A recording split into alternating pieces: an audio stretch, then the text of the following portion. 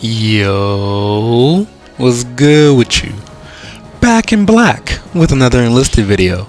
If you guys are new to the channel and you love shooting games just like me, make sure you aim for that like button and shoot that subscribe button as well. It'll help you find better teammates and it'll improve your skill-based matchmaking. Getting right into the gameplay analysis we have today. This is an infantry-focused defensive gameplay on Ternaru River.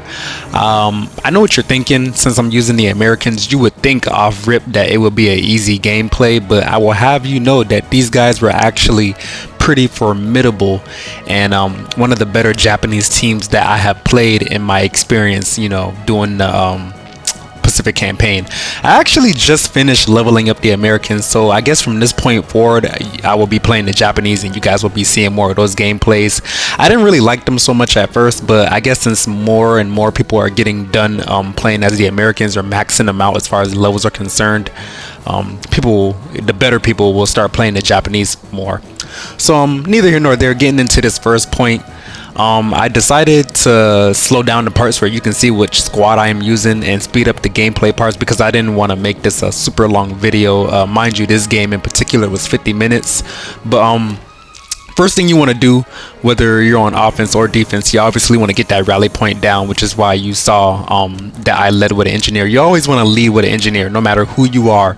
Imagine everybody on your team leading with an engineer and making a rally point somewhere, or building some fortifications or some ammo, whatever the case may be. Your team will be a lot better off, especially on defense, since you don't necessarily have to go anywhere or do much of anything. You kind of just want to reinforce your point as much as you can. And as you can see, we didn't really do a good job on that first point, but that's kind of to be expected. You aren't necessarily expected to win at the first point unless you're just dominating the other team, which, as I said earlier, this Japanese team was actually pretty good. So they're gonna give us a run for our money, or rather give me a run for my money. And I will make a note as well, there is a marshal on the other team, so it's really just I'm a marshal, he's a marshal, and then we have a bunch of corporals or sergeants or whatever the lower level may be. So it's really just a matter of who can lead their team better. And as you can see, I'm kind of losing the battle so far.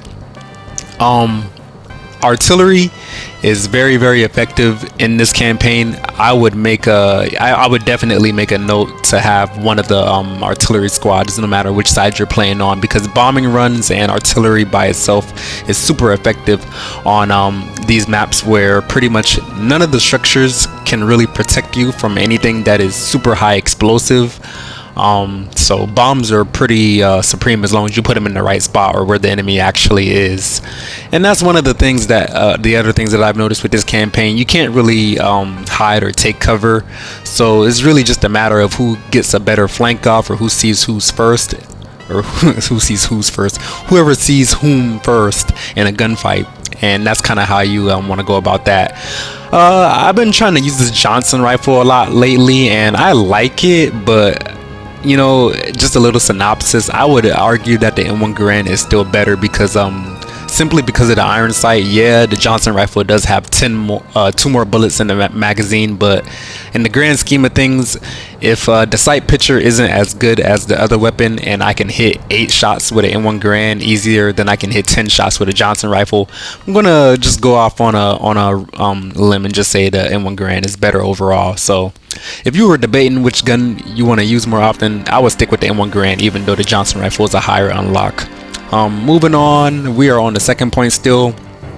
We're kind of giving them a bit of a beating. We got them down to 665 lives. My team isn't necessarily doing a good job pushing up ahead of the point and kind of cutting them off, which kind of makes me rely a lot on my artillery. As you can see, I'm calling in as many bombing runs and artillery strikes as I can. You see this tank over here? Don't be like that guy. As you can see, he wasn't really by his infantry support at all. I kind of caught him doing a little flank by himself and he got blown up for it, but that may have been his intention, considering the fact that because of his little distraction, if you want to call it that, they managed to catch the point and we're getting pushed back to the 3rd point currently. And you can see I'm chasing this tank down. I don't know what he was doing either. Again, don't be away from your team if you're going to be in a tank. It just makes it easier to kill you. And I threw that grenade in there, and I saw the tank was on fire after. Can frag grenades actually destroy tanks, or is that just one of those quirky little things where since it's an open top and I so happen to throw it in there? I don't know. But coming back with my premium squad, this is one of those points where I'm more so focused on just having as much firepower as possible. And definitely, as much as we see the Thompson in this campaign, it's a little redundant, yeah, I will admit, but it is one of the better weapons in the game, top 10 for sure, and I never get tired of using it, as you can see from the current gameplay. And yeah, at this point, one of the things that I would also like to make a note of is that, as you can see, this team is at least doing a really good job of having multiple rally points up, and that's one thing that I will give them credit for. They may have not have been the most useful as far as like getting kills is concerned, and I'll pick up the slack on that side, of course, but they did do a really good job supporting me with rally points, and I always had somewhere close to spawn, even if I wasn't the one to actually make it. So shout out to everybody on my team for that one. You guys were great as far as building rally points. Could use a little bit more work on the fortifications, but I understand people don't generally go out of their way to use that as much.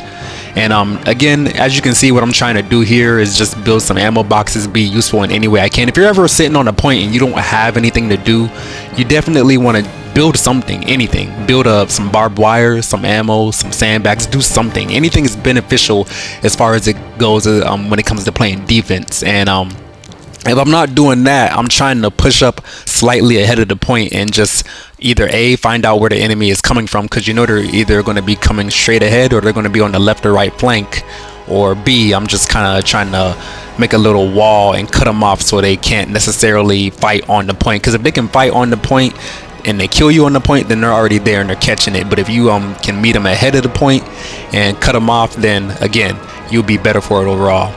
Again, bombing run coming in, doing heavy damage. It's a great way to if you ever die or you're getting overrun, that can really make the difference as far as like holding the line or losing another point.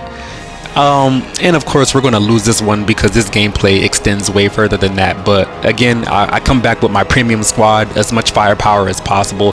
When it comes to getting kills and doing damage, I really recommend assaulters and machine gun squads. But if you want to sit back a little further, which I wouldn't recommend when you're playing defense. So honestly, the more assaulters and machine gunners and shotgunners medics you can bring to the front line, the better. But if you're not doing that, then of course you want to have a squad that has, either an engineer squad or a squad that has engineers in it, so you can build on point as well, or at least build some rally points off to the side so you can reinforce your point faster and more efficiently. And again, 1, 2, 3, you can see all 3 of those rally points up. We're doing a great job. It's what's allowing us to whittle them down to 200 lives as is, because if it wasn't for that, they probably would have already won, honestly. So again, I just want to say, whoever was on my team in this game, if you see your name, leave a comment down below. I really appreciate your services. You guys, really held it down for me there. But we're coming up to a point where you would think the game would be over, but ever surprisingly it's not.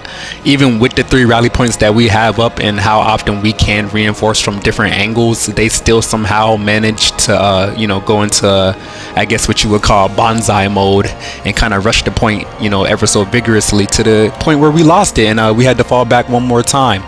Or 2 more times I should say. And every team does this when you're playing defense. So if you are at this point and you have them very low, you don't want to really get discouraged, because you're pretty much already there. You're almost there. You just have to give them one really good hold.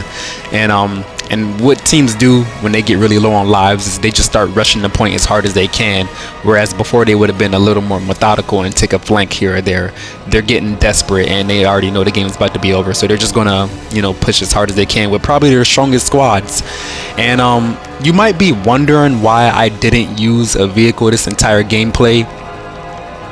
Obviously because I wanted this video to be infantry focused, but 2, just because, 1, as I stated in a previous video, vehicles aren't necessarily that great unless you can get some type of elevation or have them off, I guess in a sense off to the side, but I don't necessarily encourage that type of gameplay.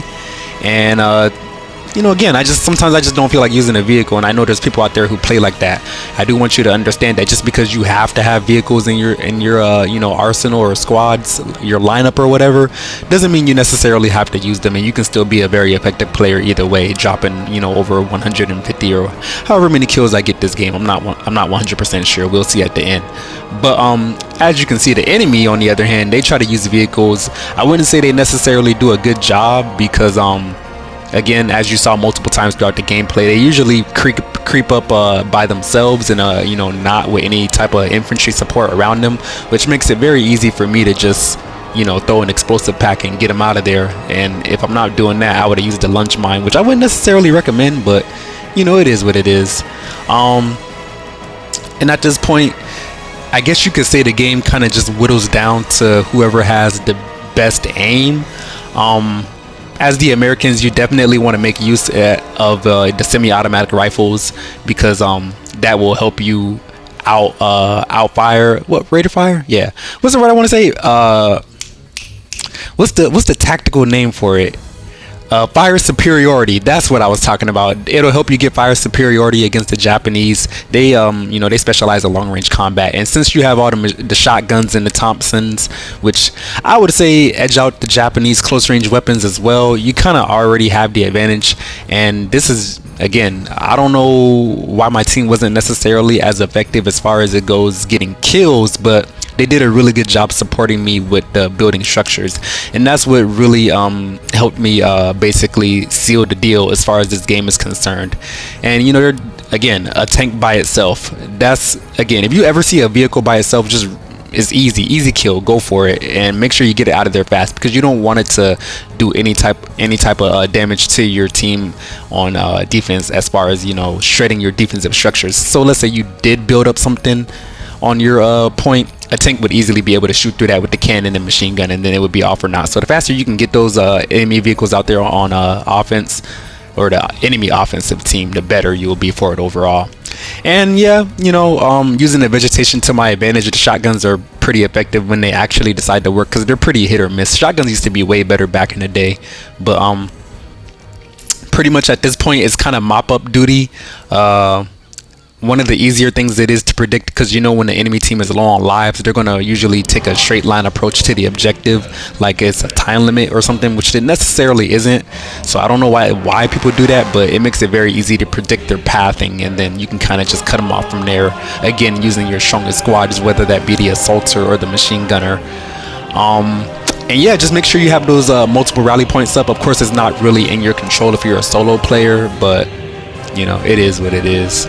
And yeah, other than that, I don't really have too much else to say about the gameplay. I suppose I could talk more about the weaponry, but I feel like America, generally speaking, has a better arsenal of weapons than the Japanese do. So for me to get really particular about, you know, one gun versus another gun wouldn't really be doing it much justice.